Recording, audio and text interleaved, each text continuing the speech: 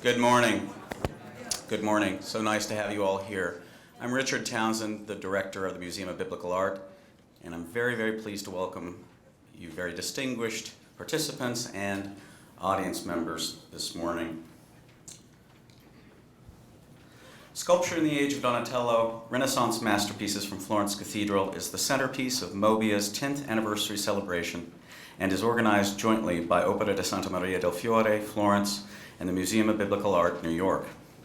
The exhibition presents a cogent overview of the first 50 years of the 15th century in Florence, as summed up through the decorative projects that became a laboratory of innovation at the Duomo. Through the show, we explore the moment when the Renaissance became, well, the Renaissance. Not only is MOBIA the sole worldwide venue for the exhibition, it is quite simply without precedent in the United States. Never before have 23 masterpieces of the early Florentine Renaissance, among them some of the most monumental sculptures of the time, been gathered together on our shores. Most of these works on view have never before left Italy, and quite a few have never left Florence, such as the monumental statues of St. John the Evangelist by Donatello and St. Luke by his contemporary and competitor Nanni da Banco. Indeed, never before have this many works by or attributed to that greatest of Quattrocento sculptors, Donatello, have been assembled before in the Western Hemisphere. I am deeply grateful to the Museo dell'Opera del Duomo's director, Monsignor Timothy Verdon, and Daniel Zolli of Harvard University, both of whom served as co-curators. I'm especially appreciative of Dan and his colleague Amy Block, who's somewhere here. Oh, there is Amy. For their assistance in organizing today's symposium. Our Director of Education, Nathaniel Prottas, has been instrumental in the organization of today's program, and I encourage you to return often during the course. And my prop is gone. During the course, if someone can hold up the gallery of their program guide, please. I encourage you to return to take in more of the brilliant programming Nathaniel has put together. I would also like to acknowledge those supporters who have made the exhibition and its symposium possible. Howard and Roberta Amundsen, the Samuel H. Kress Foundation, the D.D. and Velma Davis Foundation, Eugene and Jean Stark, the Robert Lehman Foundation, the Gladys Kriebel-Delmas Foundation, the National Endowment for the Arts, and the Friends of Donatello. In November 2013, after having been director here at MOBIA for only 2 weeks, I was on a train to meet with Timothy in Massachusetts, where he was lecturing, armed with an old checklist and perusing it on the train. By the end of the meeting, we had added and subtracted works and wound up with more or less the outlines of the exhibition you see today. It developed organically into this tightly focused exhibition in which, just days into its run here this week, it's already turning into a revelatory experience. The opportunity to compare the two sets of Profitini, one pair from the Porta della Mandorla and the other from the Campanile, or the great St. Luke and St. John by Nanni da Banco and Donatello respectively, is an extraordinary experience. Of the latter, Nanni's statue weighs 2,535 pounds. Donatello's is almost a full 200 pounds less. Here, technique supports content, where, in other words, Donatello removes more marble from his block, and in so doing creates a figure of greater dynamism, of coiled energy, versus Nanni's noble, but thick, even awkward saint. As the New York Times said it yesterday, it is a comparison which reveals the difference between the merely excellent and the truly great. I look forward to many such opportunities to make comparisons and discoveries as revealed by today's distinguished group of scholars. Now I'd like to introduce my friend and colleague, Timothy Verdon.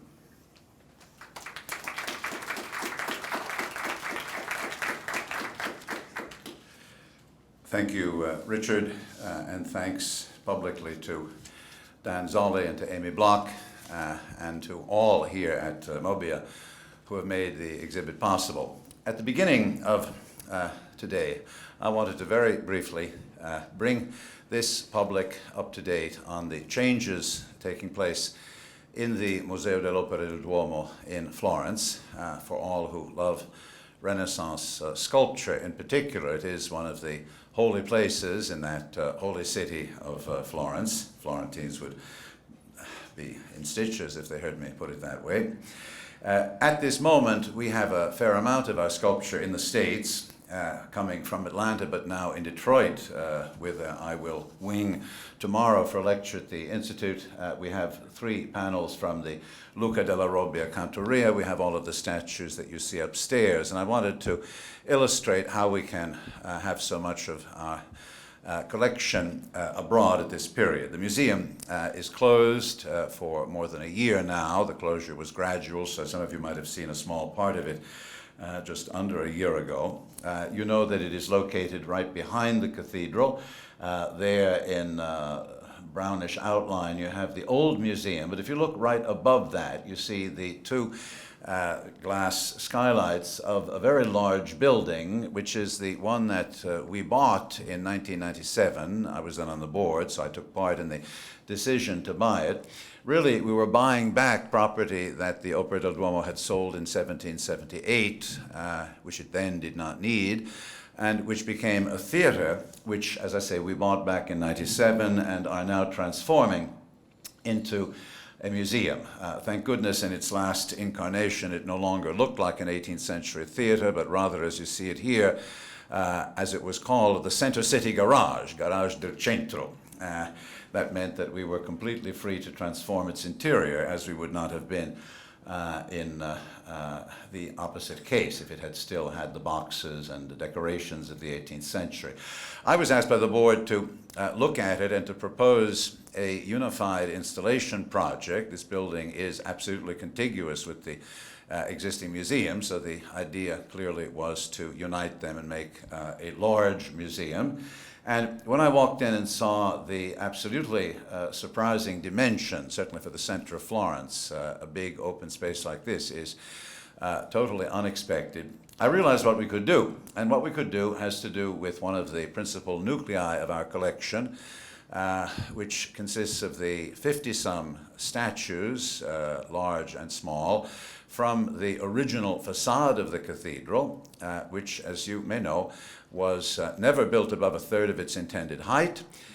Here is that third in a detail from, and this is the second part of the statement, the drawing that remarkably and mercifully was made by the Opera del Duomo, probably by the hand of Bernardino Poccetti, in 1587, when it was decided to dismantle the facade. They left us a clear record of what it looked like.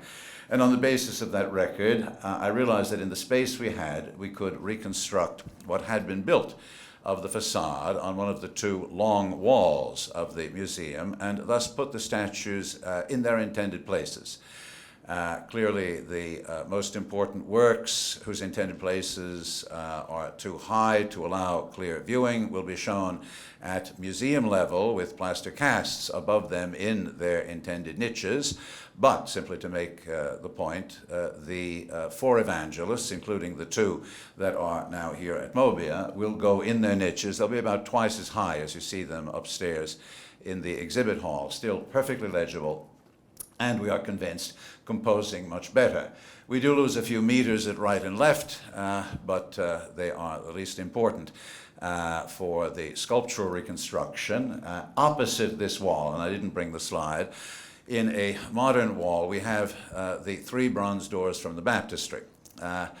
The first of the 3 to be cleaned, the Gates of Paradise, was installed already in the old museum a few years ago, has already reached its destination at the center of the wall, directly opposite the main door of the cathedral in the new museum, and the first Ghiberti door, the north door, is now in an advanced stage of cleaning at the Opificio. I saw it just a few days before I left, and we have no doubt but that it will be ready for our opening on October 29th. The Andrea Pisano door will then go into restoration. We expect to have it back in the museum by about 2018. We'll open with a backlit photo reproduction.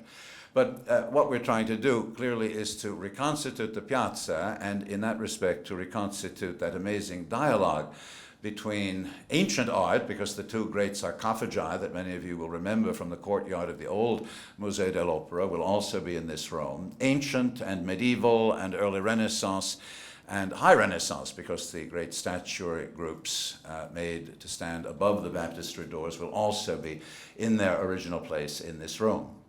What this means has something to do with what my teacher and Dan Zolli's grandfather, that he was John Pauletti's teacher at Yale, Charles Seymour, proposed many years ago, that certain famous works, like the Donatello John the Evangelist, will no longer be seen in the awkward, anatomically ugly pose in which we see it when it is too low in front of us, but as here in a photograph by Antonio Quattrone, which captures what will be the angle of view in its proper place, as we believe Donatello intended it, which is to say, the way Michelangelo saw it and took from it for the Moses.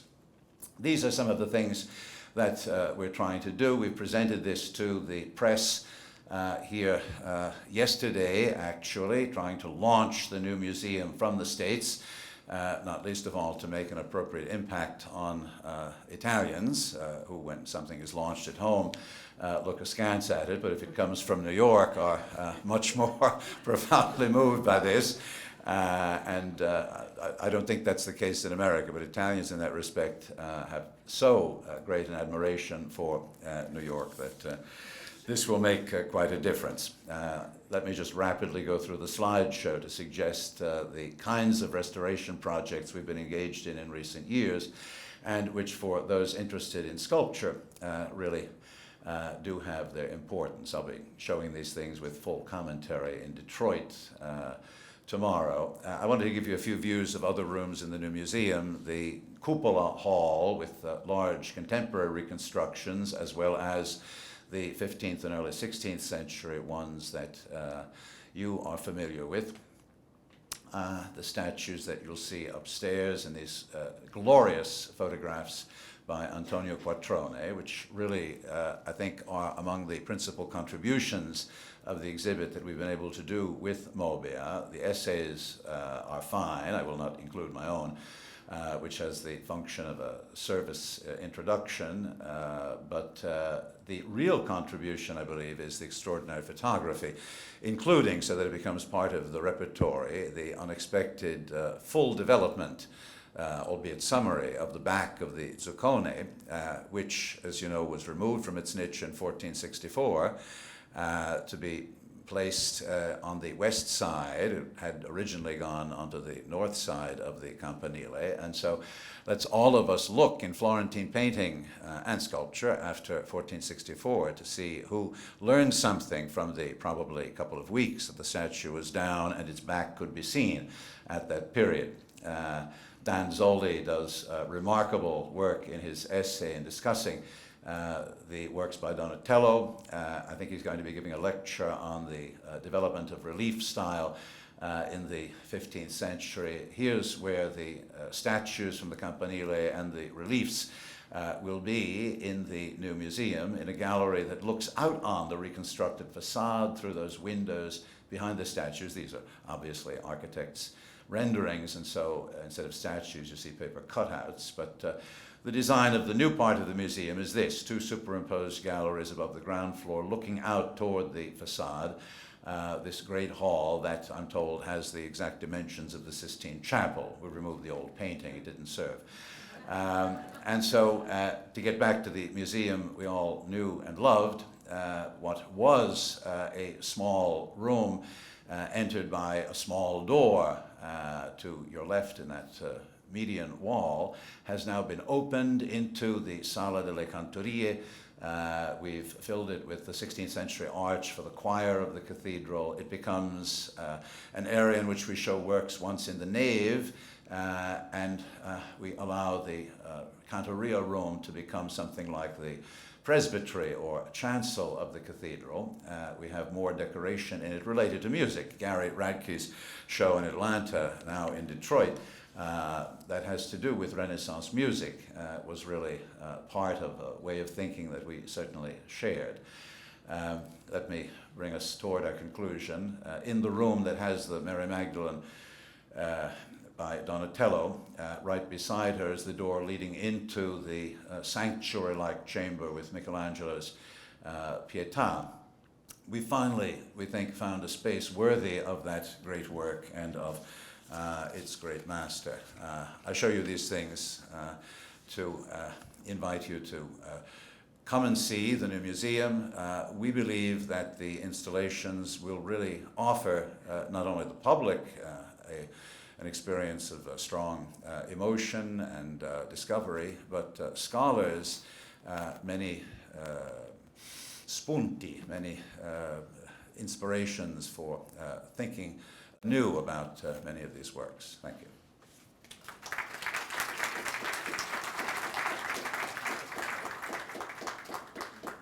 Good morning. My name is Nathaniel Zolli, and I am guest co-curator with Timothy of Sculpture in the Age of Donatello. Now, on behalf of my fellow organizers, Timothy as well as Professor Amy Block, let me say how absolutely thrilled we are to welcome you to today's symposium. Now, the occasion for today's event, its raison d'etre, of course, is the miraculous arrival of 23 works from the Museo dell'Opera del Duomo, so Florence Cathedral, whose history and whose future Timothy has just invoked. Now, we say miraculous because since their creation 6 centuries ago, the distances traveled by many of these works has been very small, to be tallied not by miles or cities, but by mere meters. Now, nearly all of the sculptures on view, so John the Evangelist, the Zuccone, its equally outsized siblings, were carved in workshops located in the heart of Florence and then transported to niches, to pedestals or walls at or within the nearby cathedral, or otherwise to its titanic bell tower and its neighboring baptistry. Since these sculptures were put in place, and before last month, most had moved just once, when they traveled from their original settings to the Cathedral Museum. So before this, they were perpetual denizens of a particular square. And it is because of this intimately bound relationship to that specific site and its buildings that these works have so much to tell us, that they are so particularly voluble about the aspirations, the ambitions, about the spiritual life of those who commissioned and made them. Although the embellishment of the cathedral complex had been a priority of long standing, dating back to the building's beginnings in 1296, it reached fever pitch in the first decades of the 15th century. So it was during these years, this age, that the building's patrons devoted unprecedented time, unprecedented energy and resources to the sculptural production, to the production of sculpture, And it was during this time that the cathedral worksite became a training ground for artists who together produced an astounding quantity of works in marble, bronze, precious metals, stained glass, and ceramic. Now, it is against this background of frenzied activity that Donatello, who is the protagonist, the namesake, indeed, the patron saint of this exhibition, Donatello first steps into the light of history. From his formative years as an apprentice to his full-fledged artistic maturity, Donatello built his reputation through a steady stream of projects at the Duomo. So not only was the affiliation the making of him, but it occasioned some of his most arresting works. And I'm showing you here the visionary John the Evangelist, so the totemic image of our exhibition, but he also made the Joshua, a whitewashed terracotta colossus for the cathedral roofline, now lost, but we see here its hands thrust up in prayer, almost like a miniature spire. The stormy beetle-browed Old Testament figures that ringed the bell tower, the giant prismatic stained glass window set in the cathedral's drum, the organ loft next to its altar, with its almost hypnotic frieze of winged infants in frenzied locomotion. Indeed, even after a decade-long sabbatical in Padua in northern Italy, Donatello returned to his native Florence, where he undertook further projects at the cathedral, including perhaps his late foray in wood, the savagely beautiful Mary Magdalene for the baptistry, if indeed that was where it was destined.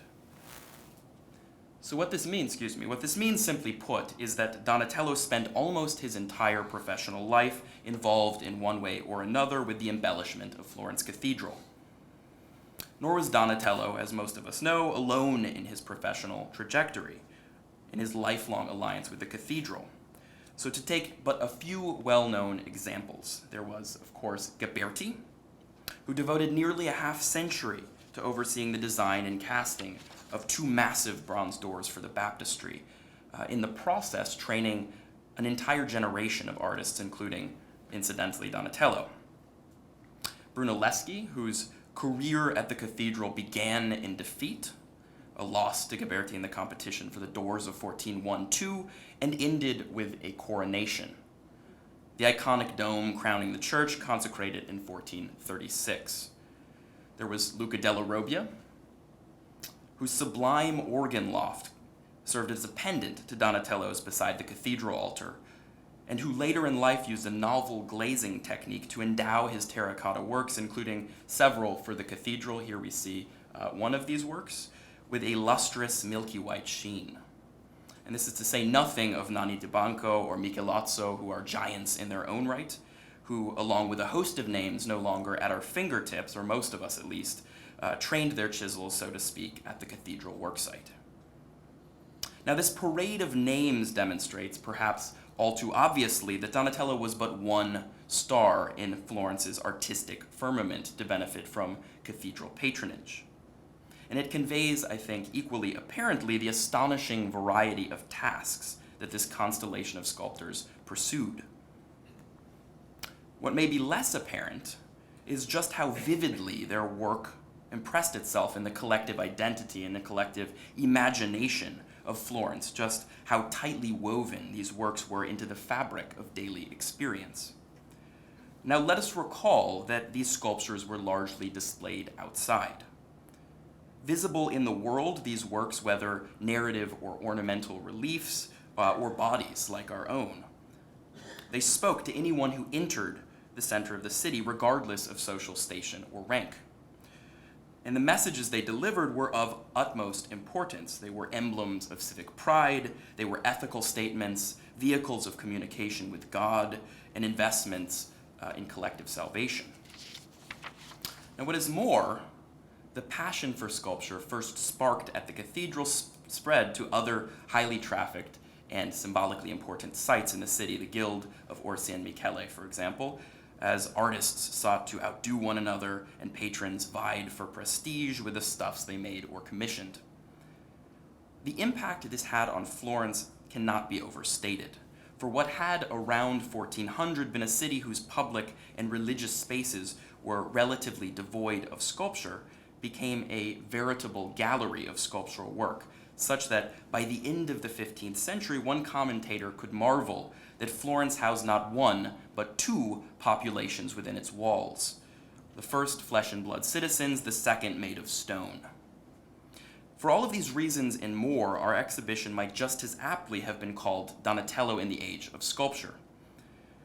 Looking back at these decades a century later, Giorgio Vasari, who is the author of one of the most celebrated testimonies of the Renaissance, The Lives of the Artists, would indeed see sculpture as taking its first confident steps towards greatness during this era. Nor was he alone.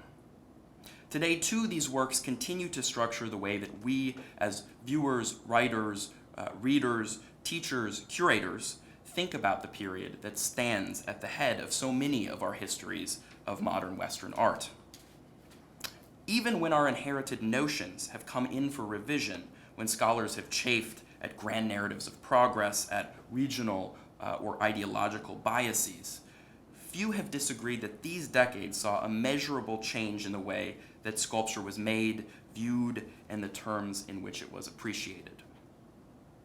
The early 15th century witnessed, among other things, a growing interest in ancient models, visual and literary, an array of ever more dramatic and technically sophisticated bids to relate sculpture to its audience. And here, again, we might think of this totemic image of John, who is psychologically projected into the space around him. It saw the intense investigation of materials, not only in finished works, but also in preparatory models. These wrought from clay and wax, malleable materials that allowed sculptors to explore the effects of various poses, gestures, and expressions. Our resolve to convene a symposium now on this, the inaugural week of the exhibition, stems from two complementary impulses. Today's event is, first, intended as a celebration. It's a tribute to a group of sculptors and the indelible mark they left on the arts. But our event is also intended, more saliently perhaps, as an invitation to reflect upon and to reevaluate their legacy. What is it that lures us modern-day interpreters to these decades time and again? What kernel or quality of interest, what quality or kernel of interest is it that do these particular artists possess that so exercises our imaginations, that gives their work such pride of place in our narratives of modern or Renaissance art? And are these narratives justified? What or who has been overlooked or misrepresented?